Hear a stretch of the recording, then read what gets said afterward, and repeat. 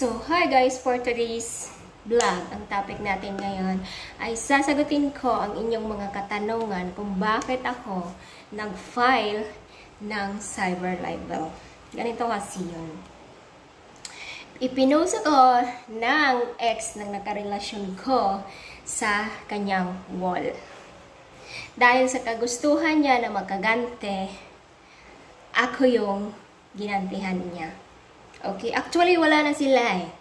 Ayaw na ng lalaki sa kanya, siya na lang itong aso na kahol ng kahol at habol ng habol kahit wala nang amor sa kanya yung lalaki at meron na silang pinirmahan doon sa barangay nila. At nagbayad na rin yung lalaki sa kanya. At sila pa ang humiling na walang magpo-post sa social media.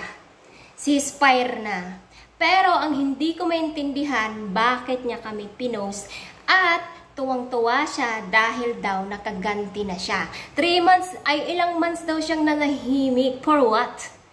Tanong ko sa'yo, legal ka ba? Legal ka ba? Ha? Para may rights ka na i-post kami. Para may rights ka na i-post mo yung pagmumukha ko kahit wala naman akong inagaw sa'yo. Nagets mo? Sana bago ka nagpadala dyan sa emotion mo, inisip mo muna kung magiging safe ba sa'yo o hindi. Ang pinagmamayabang mo, habulin kita sa abroad. Yes, hahabulin kita. Okay? Hindi porket na sa abroad ka, ay kaya-kaya mo nang magpapahiya ng isang tao. Wala kang karapatan. Wala kang ambag sa buhay ko. Hindi ikaw nagpapakain sa sarili ko. At kahit ano pang gawin ko dito sa social media, sa aking bahay, wala ka na doon. It's none of your business. Okay?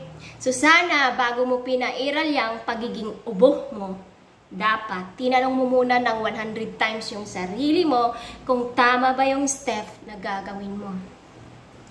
Kinakaya-kaya mo lang ang iba, nasanay kayo kasi yung mga kaaway nyo, lagi nyong pinopost yung mukha sa social media.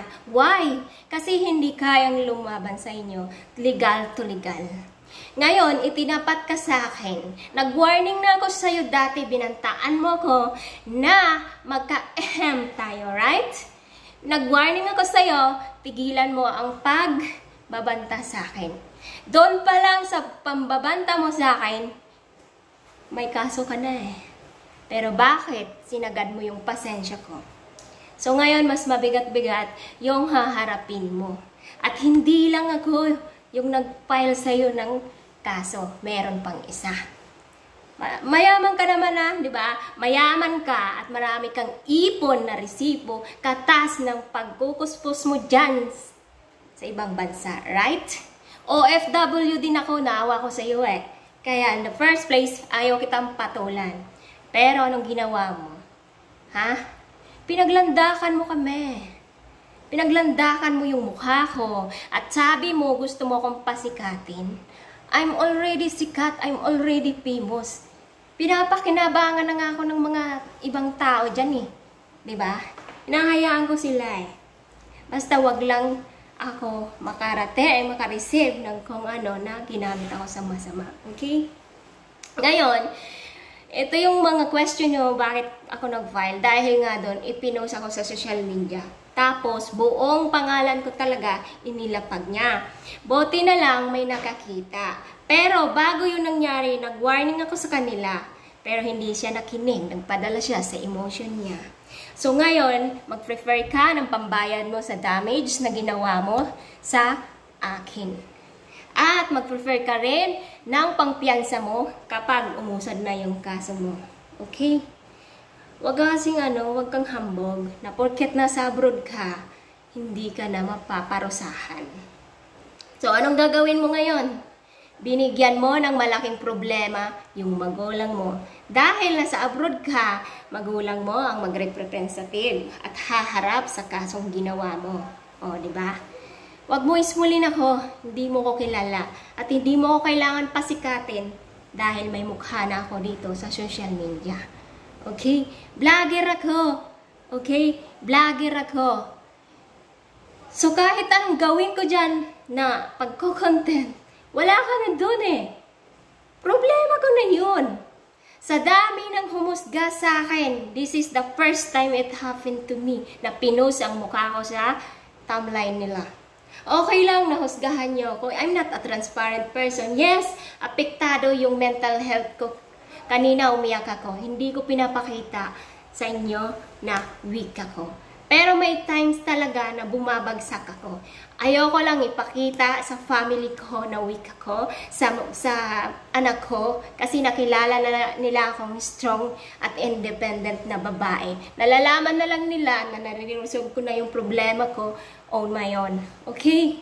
Kaya harapin mo na lang kung ano man yung ginawa nyo. Kaya dyan sa mga tao na galit sa kanilang mga kaaway, totoo man o hindi ang binibintang nyo, sana maging aware kayo sa bawat hakbang nyo.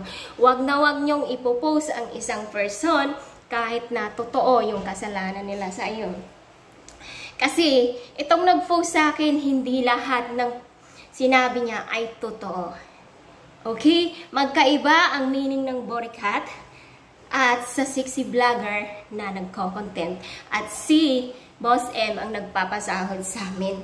Next time, pag galit ka, paganahin mo muna yung utok mo bago mo ilapag yung pagmumukha ko dyan sa wall mo para hindi ka mapahamak. Nagets mo? Sana maging aral to sa'yo na at sana maalis na yung hambog mo. Okay? Ayaw sana kitang patulan, girl. Kasi naawa ko sa'yo eh. Naawa ko sa family mo dahil nakita ko yung background ng family mo. Nakita ko rin yung kalagayan ng family mo. Naawa ko sa iyo. At ranas ko rin ang hirap ng pagiging OFW. Pero hindi ako ganun sa iyo. Niloko rin ako eh. Niloko rin ako ng tatay ng anak ko. Mas betrayal pa. Ikaw hindi ka naman niloko eh. Nakikipaghiwalay sa'yo ng maayos yung lalaki. Ikaw lang tong aso na nagpapakaaso sa kanya. Diba? Tapos hindi mo matanggap na nakamove on na siya. Kung hindi ka toxic na babae, hindi ka iiwan lalaki. Kung mahal ka ng isang lalaki, hindi ka ipagpapalit sa babae. Kaso nga lang kunting diferensya, ipopost mo sa social media. Kahit sinong lalaki ang makakarelasyon mo, walang mag-i-stay sa'yo. Sana alam mo yan sa sarili mo. Okay? Huwag mo isi-isi sa ibang babae at huwag mong idamay ang present na nakarelasyon niya. Wala akong atraso sa'yo.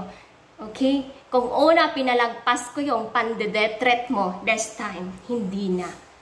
So, yun lang yung masasabi ko. Sinagot ko lang yung mga question nyo. Nakilala nyo akong mabait, nakilala nyo akong palangiti, ngayon nakilala nyo akong palaban.